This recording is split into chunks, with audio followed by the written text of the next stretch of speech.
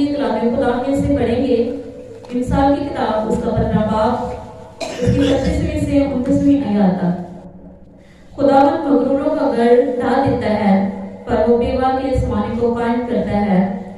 برے منصوبوں سے خداوند کو نفرت ہے پر پاک لوگوں کا کلام پسندیدہ ہے۔ نفع کا لالچی اپنے گھرانے کو پریشان کرتا ہے پر وہ جس کو رشوت سے نفرت ہے زندہ رہے گا۔ صادق کا دل سوچ کر جواب دیتا ہے پر شریروں کا منہ بری باتیں اگلتا ہے۔ خداوند شریروں سے دور ہے پر وہ صادقوں کی دعا سنتا ہے۔ پاک کلام کا پڑھا اور سنے چنا ہم سب کے لیے باعث برکت ہو۔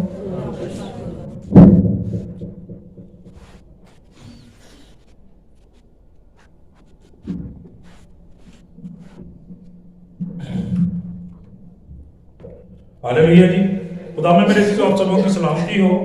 جو حوالہ ہمارے سامنے تلاوت کیا گیا کلام خدا میں سے بک آف وزڈم میں سے، امثال کی کتاب میں سے، اس کا 15واں باب اور اس کی 25ویں آیت سے 29ویں آیت تک ہم نے سنا ہے، اور 29ویں آیت ہی کو ہم تھوڑی دیر کے لیے دیکھیں گے۔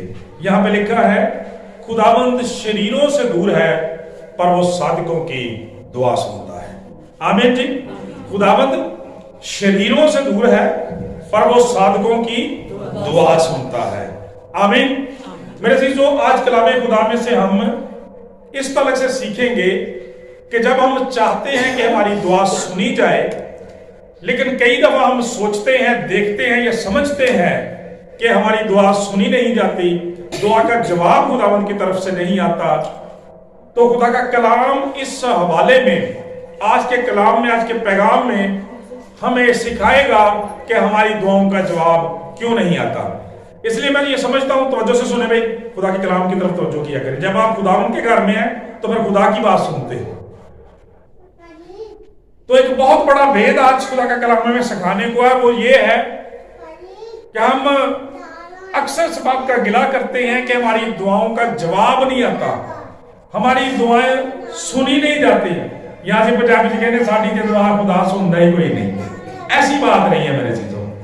آج خدا کا کلام ہمیں بتائے گا کہ وہ کیا سبب ہے، ریزنز کیا ہیں، اسباب کیا ہیں، کازز کیا ہیں جن کی وجہ سے ہماری دعا نہیں سنی جاتی۔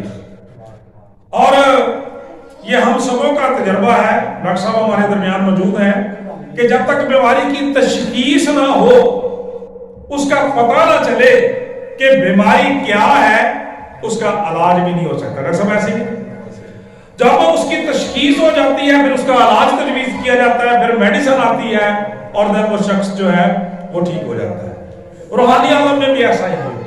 بہت دفعہ ہم بلا سوچے سمجھے، بغیر غور کیے اپنی زندگی پر، اپنی دعا پر دعا کرتے رہتے ہیں اور زندگی میں کوئی تبدیلی نہیں آتی۔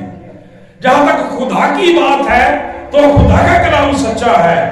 لکھا ہے خداوند شریروں سے دور ہے پر وہ صادقوں کی دعا کو سنتا ہے۔ اس کا مطلب ہے کہ خدا دعاؤں کو سنتا ہے اور ان کا جواب دیتا ہے۔ پاک کلام کے اندر بے حد و حساب ایسے واقعات، بے حد و حساب زندگیاں اور بے حد و حساب ایسی آیات بھری پڑی ہیں جن سے ہمیں تسلی ملتی ہے، تقویت ملتی ہے کہ خدا ہماری دعاؤں کو سننے والا اور ان کا جواب دینے والا نہایت ہی اچھا خدا ہے۔ میرے عزیزو، جب ہم کلام خدا کو دیکھتے ہیں تو بزرگ یسایہ نبی فرماتے ہیں کہ خدا کا کان بھاری نہیں کہ تمہاری دعا کو سن نہ سکے۔ خدا کا کان کیا جی؟ بھاری نہیں کہ تمہاری دعا کو سن نہ سکے، اور خدا کا ہاتھ چھوٹا نہیں کہ تمہیں بچا نہ سکے۔ اس کے آگے لکھا ہے بلکہ تمہاری بدکاری نے خدا کو، تمہارے گناہوں نے خدا کو تم سے روپوش کر دیا ہے، ایسا کہ وہ نہیں سنتا۔ خدا کا کلام یہ بیان کرتا ہے اس حوالے کے اندر کہ دعا کیوں نہیں سنی جاتی، دعا کا جواب کیوں نہیں آتا۔ میرے عزیزو، دو لفظ خوبصورت استعمال کیے گئے ہیں اس چھوٹی سی مگر بڑی بابرکت آیت کے اندر، اور وہ لفظ ہیں، خدا کا کلام یہ بیان کرتا ہے خداوند شریروں سے دور ہے پر وہ صادقوں کی دعا سنتا ہے۔ یعنی صادقوں کی دعا سنی جاتی ہے، شریروں کی دعا کا جواب نہیں آتا۔ تو اس کا مطلب پھر کیا بنا؟ دراصل یہاں دو جو لفظ استعمال کیے گئے ہیں، شریر اور صادق، یہ انسان کے کردار کو ظاہر کرتے ہیں میرے عزیزوں۔ شریر ایسے لوگ ہیں جو خدا کے کلام سے دور ہیں، اور جو خدا کے کلام سے دور ہے خدا ان سے دور ہے۔ شریر ایسے لوگ ہیں جو خدا کے مذبح سے دور ہیں، خدا کے آئین سے دور ہیں، خدا کی شہادتوں کے سے دور ہیں، اپنی من مرضی کرنے والے، گناہ میں زندگیاں گزارنے والے، خدا کی نافرمانی کرنے والے، خدا کی راہ کے خلاف چلنے والے لوگ ہیں۔ تو جو لوگ خدا کی راہ کے خلاف ہیں، خدا کے آئین کے خلاف ہیں، خدا کے اس زندہ جاوید پاک کلام کے ضابطہ حیات سے دور ہیں، خدا کا کلام بیان کرتا ہے کہ خدا مند بھی ان سے دور ہے، ان کی دعاؤں کا جواب نہیں آتا۔ لیکن جن لوگوں نے اس زندہ پاک کلام کو، لا تبدیل کلام کو اپنی زندگی کا اوڑھنا بچھونا بنایا ہے، راستہ رہنمائی اور زینہ بنایا ہے، خدا ان کے لیے خوشی کی خبر رکھتا ہے، کلام ان کے لیے خوشی کی خبر رکھتا ہے کہ خداوند ان کی دعاؤں کو سنتا ہے اور ان کا جواب دیتا ہے۔ لہذا میرے عزیزو، یہ بہت کام کی بات ہے۔ بچوں ابھی سے اس چیز کو غور سے سنیں، بغیر اپنی زندگی کے اصلاح کیے دعائیں نہ کرتے چلا جایا کریں۔ رٹی رٹائی دعائیں جن میں ہم غور بھی نہیں کرتے کہ پتہ نہیں میں کیا کہہ رہا ہوں کیا نہیں کہہ رہا، ایسی نہیں، اپنے آپ کو جانچنے کی اور پرکھنے کی ضرورت ہے۔ اگر ہمارا کردار شریروں جیسا ہے، ہمارے کام گناہگاروں جیسے ہیں، بدکاروں جیسے ہیں، خدا کے نافرمان لوگوں جیسے ہیں، تو پھر میرے عزیزو ایسی دعاؤں کا کوئی جواب نہیں آتا۔ کیونکہ اسی کتاب کے اندر، کلام مقدس کے اندر، زبور کی کتاب کے اندر، زبور نوی زبور 66 میں کہتا ہے اگر میں بدی کو اپنے دل میں رکھتا تو خداوند میری بدی میرے دل وچ جے ہوئے ذرا کدے بھی نہ میری سنے رکھتا۔ خداوند شریروں سے دور ہے پر وہ صادقوں کی دعا سنتا ہے، ایمانداروں کی، خدا کے بیٹوں بیٹیوں کی، مسیح کے خون خریدوں کی دعا کو سنتا ہے میرے عزیزوں۔ اور مطلب یہ کہ جب خدا کا کلام یہ کہتا ہے وہ صادقوں کی دعا سنتا ہے، شریروں سے دور ہے، تو اس کا مطلب یہ ہے کہ جن کو اس نے اپنے بیٹے کے وسیلہ سے پوری دنیا میں سے چنا ہے، خدا چاہتا ہے کہ ان کا کردار ایسا ہو میرے عزیزوں کہ ان کی دعا سنی جا سکے، گواہی کے طور پر ان کا کردار زندگیوں کے اندر ہو، دنیا کے اندر ہو۔ دیکھیں تمہاری روشنی آدمیوں کے سامنے چمکے تاکہ وہ تمہارے نیک کاموں کو دیکھ کر، شریر کاموں کو نہیں، نیک کاموں کو دیکھ کر، صادقوں کے کاموں کو دیکھ کر، ایمانداروں کے کاموں کو دیکھ کر تمہارے آسمانی باپ کی تمجید اور شکر گزاری کریں۔ آج جانچنے کی ضرورت ہے کہ میری دعا کا جواب کیوں نہیں آتا، تو پھر ہم بڑے مطمئن ہو جائیں گے جب خدا کا کلام ہماری رہنمائی کرے گا کہ جب ہمارا کردار خدا کے کلام کے مطابق نہیں ہے تو پھر ہم جو کچھ مانگنا چاہتے ہیں، حاصل کرنا چاہتے ہیں، ان کے لیے، اس کے لیے بھی ہم ڈیزرو نہیں کرتے، حقدار نہیں ہو سکتے۔ خدا کا کلام بیان کرتا ہے، بزرگ عیسائی نبی نے کہا، میں نے تھوڑی دیر پہلے بتایا کہ خدا کا کلام بھاری نہیں کہ سنتا نہیں، اس کا ہاتھ چھوٹا نہیں کہ بچا نہیں سکتا، تمہاری بد کرداری نے، تمہارے گناہوں نے خدا کو تم سے چھپا دیا ہے، روپوش کر دیا ہے، ایسا ہے کہ وہ نہیں سنتا۔ میرے عزیزو، جب ہم کلام خدا میں اس تعلق سے دیکھتے ہیں تو ہمیں پتا چلتا ہے خدا صرف ہماری دعاؤں کو سنتا نہیں، ہمارے کردار پر بھی نگاہ کرتا ہے کہ ہم کیسے ہاتھوں کے ساتھ، کیسی زندگیوں کے ساتھ، کیسے دل کے ساتھ خدا کے حضور آتے ہیں۔ کیونکہ خدا کے کلام میں لکھا ہے کہ اے بھائیو، تم میں سے کسی کا ایسا برا اور بے ایمان دل نہ ہو جو زندہ خدا سے بھی پھر جائے گی۔ یعنی معاشرے دے وچ اپنی من مرضیاں، اپنی گلاں باتاں، اپنے سسٹم، اپنے نظام، تے چرچ دے اندر آ کے خدا دے کے التجا، اے کس طرح دی گل ہے؟ او بھائی، چرچ میں آپ کو اس لیے سارا کچھ سکھایا جاتا ہے کہ آپ معاشرے کے اندر جا کے گواہی بنے خدا کے کلام کی۔ فوجیوں کو، سپاہیوں کو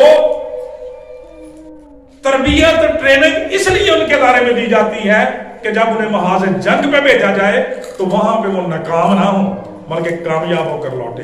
آپ کو چرچز میں محض شفاؤں کے لیے، دعاؤں کے لیے نہیں بنایا جاتا، تربیت کے لیے بنایا جاتا ہے، ٹریننگ کے لیے بنایا جاتا ہے، اچھے کردار کے لیے بنایا جاتا ہے تاکہ آپ خداوند کے گواہ بنے اور اچھے کردار لوگوں کے سامنے پیش کریں۔ کیوں؟ جب ہم دعا کے لیے آتے ہیں تو یاد رکھیں خدا ہمارے دلوں پر نظر کرتا ہے، ہمارے کردار کو دیکھتا ہے۔ پاک کلام کے اندر لکھا ہے انسان تو ظاہری صورت کو دیکھتا ہے پر خدا کیا کرتا ہے؟ دلوں پر نظر کرتا ہے۔ بائبل مقدس میں بہت ساری ایسی باتیں ہیں، خدا کا کلام کہتا ہے بہت سارے ایسے واقعات ہیں جن سے ہمیں پتا چلتا ہے کہ خدا نہ صرف ہماری دعاؤں کی طرف، ہمارے ہدیہ جات کی طرف دیکھتا ہے بلکہ ہمارے کردار کو بھی دیکھتا ہے۔ ذرا بائبل مقدس کے اندر پہلے خاندان کو ہی دیکھ لیں۔ ہم دیکھتے ہیں کہ جب کلام خدا میں سے ہم ہابل اور قائن کے تعلق سے دیکھتے ہیں، خدا کا کلام بیان کرتا ہے کہ دونوں بھائی تھے، ایک ہی خاندان سے تعلق رکھنے والے، دونوں ہدیہ جات خداوند کے حضور لائے اور دونوں نے ہدیہ خداوند کے حضور پیش کیے، دونوں نے خداوند کی عبادت کی ہے، شکر گزاری کی ہے۔ پھر یہ کیا ہو گیا کہ ایک کا ہدیہ تو جب وہ قبول کیا گیا اور دوسرے کو ہدیہ کو خداوند نے نامنظور کیا۔ کئی دفعہ ہم کہتے ہیں کہ شاید قائن کا ہدیہ ٹھیک نہیں تھا، میرے عزیزو ایسی بات نہیں تھی۔ خدا کا کلام یہ بیان کرتا ہے کہ وہ اپنے پاس سے نہیں لایا تھا، خدا کے دیے میں سے وہ بھی واپس لے کے آیا تھا، کیونکہ پاک کلام میں لکھا ہے کہ خدا خوشی سے دینے والوں کو عزیز رکھتا ہے۔ جس قدر کسی نے اپنے دل میں ٹھہرایا اسی قدر دے، دریغ کر کے اور لاچاری سے نہیں۔ جو کچھ اس کے پاس تھا وہ کسان تھا، ظاہر سی بات ہے اس کے پاس پھل اور فصلیں ہو سکتی تھی، اناج اور پھل ہو سکتے تھے، وہی وہ خدا کے حضور لے کے آیا، اپنے فصل کا ہدیہ لے کے آیا۔ اور حابل جو تھا وہ چرواہا تھا، وہ برے کا ہدیہ لے کے آیا خداوند کے حضور۔ لیکن خدا نے حابل کے ہدیے کو قبول کیا، قائن کے ہدیے کو قبول نہ کیا، اور اس کا سبب کیا ہے کہ چکر ہدیوں میں نہیں تھا، ان کے کردار کے اندر تھا۔ کیونکہ عبرانیوں کے خط میں لکھا ہے کہ حابل کے کام راستی کے تھے مگر اس کے بھائی کے کام جو تھے وہ ناراستی یعنی برے کام تھے، اس لیے خدا نے ان کے ہدیوں کو بھی قبول نہیں کیا۔ کیوں بلا بھائی؟ اس لیے کہ ہدیوں کی ضرورت خدا کو نہیں ہوتی، بلکہ ہدیے ہمارا خدا کے ساتھ ایک کنیکشن بنانے کا ذریعہ بنتے ہیں، رابطہ بنانے کا ذریعہ بنتے ہیں، برکت کا ذریعہ بن جاتے ہیں میرے عزیزو، ہماری محبت اور عقیدت کا ذریعہ بنتے ہیں جو ہم خدا کے حضور رکھتے ہیں۔